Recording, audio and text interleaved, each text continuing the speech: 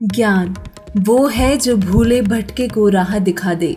ज्ञान वो है जो हमें मनुष्य जीवन के उद्देश्य का ज्ञान कराए और उसे पाने के लिए उत्साह और उमंग भर दे। कुछ ऐसा ही ज्ञान है कबीर साहिब जी का। कबीर और ज्ञान सब ज्ञानड़ी, कबीर ज्ञान सो ज्ञान, जैसे गोला तोब का करता चले मैदान। कबीर साहिब जी, जिन्हें आज तक मात्र कवि कहकर संबोधित किया, वो सर्व भाषाओं के ज्ञाता थे।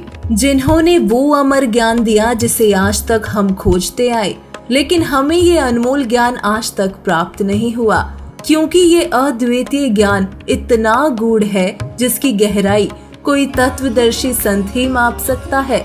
अब कलयुग में परमेश्वर की दया हुई कि जगत गुरु तत्वदर्शी संत रामपाल जी महाराज जी ने इस ज्ञान को खोलकर बताया और हमें ये अनमोल ज्ञान रूपी खजाना बांट दिया। कबीर साहिब जी का ज्ञान इतना पवित्र है कि इसे पढ़ने वालों को भी लाभ मिलता है। कबीर साहिब जी के ज्ञान में सृष्टि रचना से लेकर प्रलय तक, तीनों देवताओं से लेकर ब्रह्म पर ब्रह्म पूर्ण ब्रह्म तक, पृथ्वी से लेकर सतलोक तक, आदि से लेकर अंत तक की संपूर्ण जानकारी उपलब्ध है, जो कि साधक के हर प्रश्न का हल कई प्रमाणों सहित कर सकती है। कबीर साहिब जी के ज्ञान का दीपक अज्ञान के अंधेरे को मिटाकर उजाला कर देता है। दर्शकों, आइए अब गहराई से जानते हैं कि कबीर साहिब जी के ज्ञान की विशेषता क्या है। कबीर साहिब जी का अवतरण आज से ठीक 625 वर्ष पूर्व काशी नगर में होता है। बाल्यकाल की अवस्था से ही कबीर साहिब जी ने ज्ञान देना प्रारंभ कर दिया था। लोकोक्तियों के माध्यम से सृष्टि के आदि और अंत का ज्ञान कराया। कबीर साहिब जी ने व्यवहारिक, आध्यात्मिक सभी प्रकार का ज्ञान दिया है। कबीर साहिब जी के आध्यात्मिक ज्ञान की शुरुआत सृष्टि रचना से करते हैं और सृष्टि रचना में सबसे पहले उल्लेख सतलोक का आता है। आज तक जितने भी साधु संत हुए हैं वो केवल स्वर्ग प्राप्ति को ही मोक्ष मानते हैं, इससे आगे नहीं जानते। कबीर साहिब जी ने बताया कि स्वर्ग एक रेस्टोरेंट है। वर्तमान जीवन में की गई कुछ भक्ति या दान धर्म के कारण स्वर्ग प्राप्ति होती है तथा पुण्य क्षीण होने पर वापस पाप कर्मों को भोगने के लिए पृथ्वी व नरक में जाना पड़ता है। कबीर साहिब जी ने अपने अनमोल ज्ञान में बताया है कि जो नर नारी मेरी शरण में आकर भक्ति करेंगे, उनका जन्म मरण हमेशा के लिए समाप्त होगा और उनको सतलोक यानी कि अमर लोक प्राप्त होगा। सतलोक वास्तव में रहने लायक स्थान है। कबीर साहिब जी ने ही सर्वप्रथम सतलोक की रचना की थी। हम सभी जीवात्मा जो काल के 21 ब्रह्मांडों में रहते हैं, वो सभी पहले सतलोक में ही रहते थे। काल ब्रह्म के साथ यहाँ आकर हम ये जन्म मृत्यु का दुख व साथ में 84 लाख प्रकार की योनियों में कष्ट उठा रहे हैं। कबीर साहिब जी आगे बताते हुए कहते हैं कि जिस पृथ्वी लोक में हम रह रहे हैं वो 21 ब्रह्मांड में आता है। कबीर साहिब जी ने ही 21 ब्रह्मांड काल को दिए थे, इसलिए कबीर साहिब जी ही इनका रहस्य जानते हैं। कबीर साहिब जी ने काल के एक ब्रह्मांड की सर्व व्यवस्था बताई कि काल के एक ब्रह्मांड में स्वर्ग लोक, पृथ्वी लोक, पाताल लोक के अतिरिक्त ब्रह्मा का लोक, विष्णु लोक, शिव लोक, ब्रह्मलोक, देवी दुर्गा का लोक, धर्मराज का लोक, इंद्र का लोक, सप्तपुरी, गोलोक, चंद्रमा, सूर्य, 9 ग्रह, 9 लाख तारे, 88,000 ऋषि मंडल, 33 करोड़ देव स्थान, 96 करोड़ मेघमाला आदि विद्यमान है। ऐसे ही 21 ब्रह्मांडों का स्वामी काल भगवान है। काल ने प्रत्येक ब्रह्मांड में बने ब्रह्मलोक में एक महास्वर्ग बनाया है।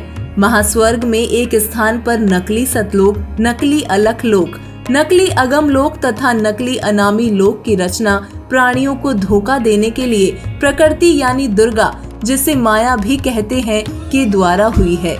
कबीर साहिब जी ने अपनी अमृतवाणी में बताया है कि काल ने 20 ब्रह्मांड में प्राणियों को धोखे में रखा हुआ है तथा स्वयं 21वें ब्रह्मांड में रहता है, जिसका भेद किसी को नहीं बताता। ये काल अपने तीनों पुत्र ब्रह्मा, विष्णु व शिव को भी अपना वास्तविक भेद नहीं बताता है। देवी दुर्गा को सख्त हिदायत दे रखी है कि कोई भी काल की वास्तविकता को ना जान पाए। कबीर साहिब जी बताते हैं, हमें बार बार मनुष्य जीवन देने, हमें यातनाएं देने और विकार पैदा करना भी काल का स्वार्थ है। क्योंकि इससे इसका भोजन तैयार होता है।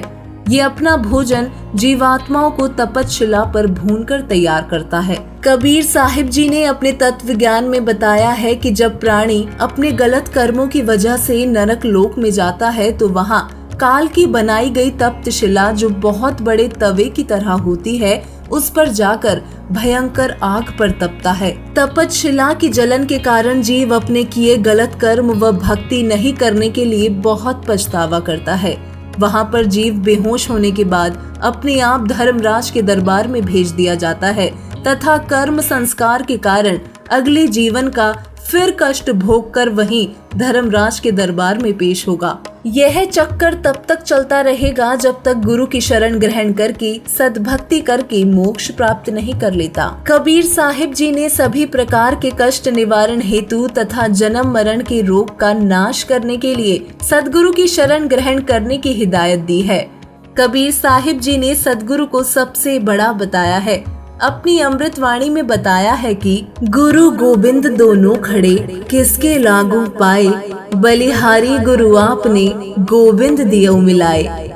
बताया है कि भगवान और गुरु दोनों मिल जाएं तो प्रथम गुरु को ही दंडवत प्रणाम करने चाहिए, क्योंकि भगवान गुरु के माध्यम से मिलते हैं।